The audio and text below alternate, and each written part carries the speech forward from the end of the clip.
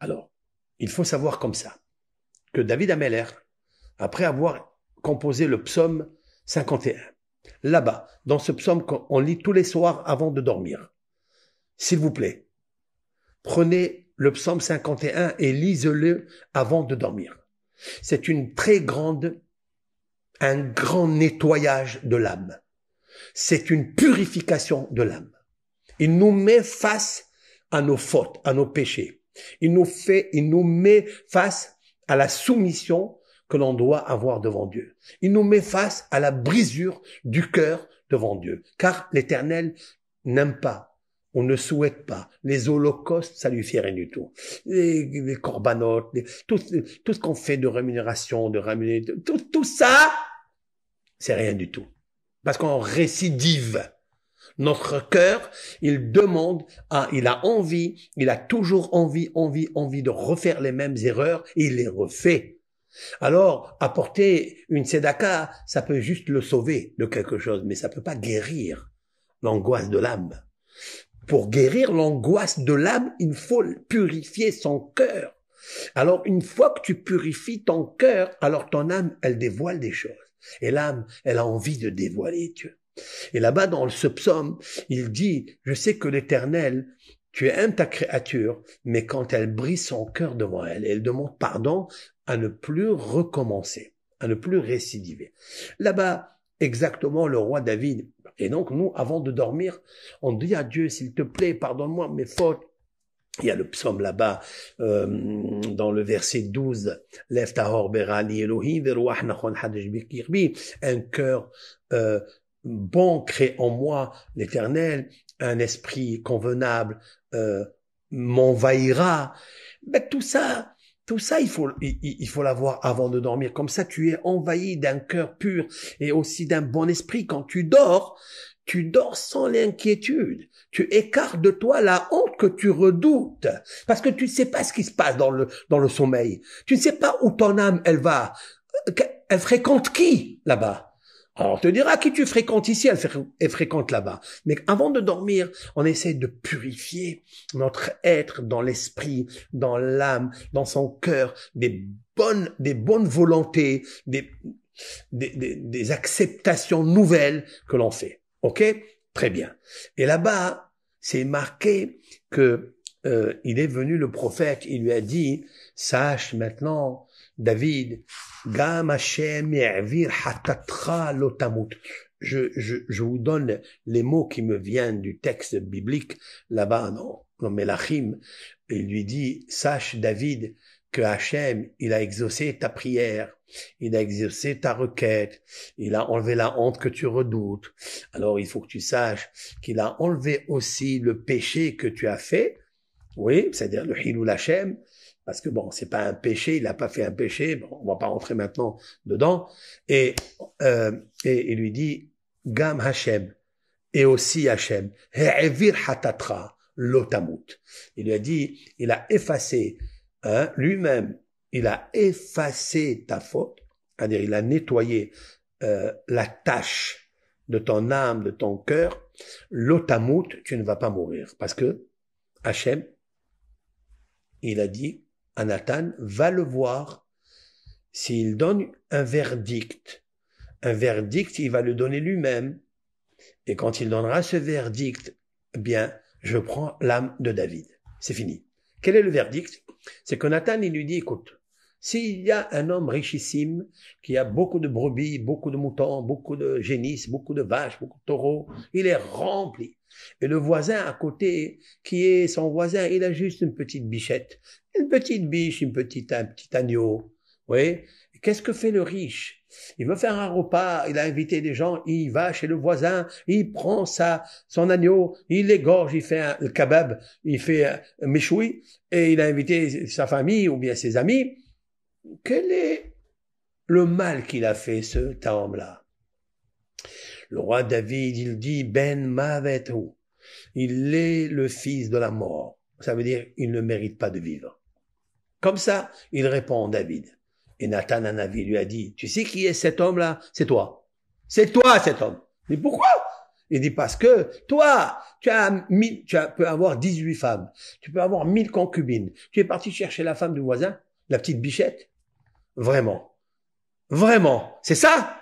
Donc, c'est toi qui as dit que cet homme-là qui a fait cette erreur, cette chose exécrable, abominable, c'est toi qui as donné le verdict. Eh c'est toi qui as dit qu'il n'est pas vivable, il n'est pas viable, il n'a pas le droit de vivre. Eh ben, c'est toi. Qu'est-ce que fait David? Il déchire ses vêtements. Il dit non, moi je n'ai rien fait. Hachem, tu sais ce que j'ai fait. Et il s'est défendu. Et puis, à la fin, il dit, ah bon, tu es en train de, tu acceptes pas, la faute, tu acceptes pas. Et maintenant que tu as dit ça, ben, tu vas voir. Alors, David a dit, hatati. Il dit, j'ai fauté. Cherche pas avec Dieu, cherche pas à le tromper ou à l'entourlouper. Dieu en l'entourloupe pas. Même si tu es David. Même si tu as gagné Goliath. Tu es un héros, tu es un homme fort, tu as des astuces, tu as tout ce que tu veux. Mais devant Dieu, tu peux rien faire. Bimkom amishpat, shama onesh ve'ahet. Je répéterai tout au long du cours cette phrase que j'ai apprise de Nachmanide dans cette section. Bimkom hamishpat, sham ha'onesh ve'ahet.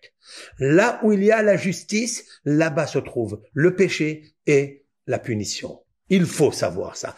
Ça, cette phrase-là, il faut se l'imprimer, il faut se l'imbiber, il faut vivre avec. Là où il y a la justice, là-bas, dans cette place, il y a le het et le onesh. Sachez-le ça. Il n'y a aucune justice de Dieu qui arrive par hasard. Tout est à la place bimkom a het ve onesh. C'est-à-dire de la faute. Et David Amelech, il a dit hatati. Alors bon, c'était pas facile pour David parce que un verdict, lorsque tu dis cet homme n'a pas le droit de vivre, alors il faut savoir que c'est difficile d'enlever ces verdicts-là. C'est marqué dans le Zohar Kadosh que ce qui est sorti de la bouche de David, il s'est gravé dans le trône divin. Va effacer ce qu'il y a dans le trône divin. C'est-à-dire il y a un tribunal céleste avec des accusateurs, avec des juges implacables, sans commettre la moindre iniquité. Va enlever le mauvais décret. Va. David Amelech, il s'est mis à jeûner, à veiller toutes les nuits. Il n'a pas voulu que son nom dans le ciel, il s'efface. Parce que vous savez très bien que David Amelech, c'est le 4e pied du carrosse céleste dans la mystique juive. David Amelech, il y a Avraham, Yitzhak et Yaakov. 1, 2, 3. Voilà ma table. Elle a 4 pieds. Et David Amelech, c'est le 4e pied. Hachem, il a dit, c'est fini. La table, elle va rester avec 3 pieds. Elle va rester bancale. Elle pourra pas tenir sur... Voilà. Elle pourra pas tenir. C'est fini. David Amelech, il a dit maintenant, je vais essayer de laver cette tâche. Et il s'est mis à lire le psaume 51. Donc des fois, malheureusement, sur une personne, il y a des tensions. Il y a pas de bonheur. Il n'y a pas de charité qui lui arrive. D'accord? Alors comment on fait? Il n'y a pas de salut. Il n'y a pas de bonté qui descend du ciel. Il faut se laver à l'intérieur. Tous les soirs, demander à Hachem de le pardonner. Tous les soirs, de pardonner aux autres. Essayer d'oublier, de prier, de faire toute une révision de ce qui s'est passé dans la journée. Est-ce que tu as vexé à table quelqu'un? Est-ce que tu as dit qu'il n'y a pas de sel? Est-ce qu'il n'y a pas de poivre? Dans la dafina, il manquait quelque chose. Il manquait du safran, ou il manquait je sais quoi. Ah, il n'y a pas assez, la bouteille de coca, elle n'est pas fraîche. Qui est-ce qui l'a pas mis? Les carottes, il n'y en a pas, ils sont pas bien cuites. Arrêtez, ça peut vexer quelqu'un, ça peut... Alors, le soir, tu demandes pardon à tout le monde, et tu vas dormir. Tu vas dormir avec une âme pure. Alors, il faut savoir que ce psaume 51, c'est un laveur.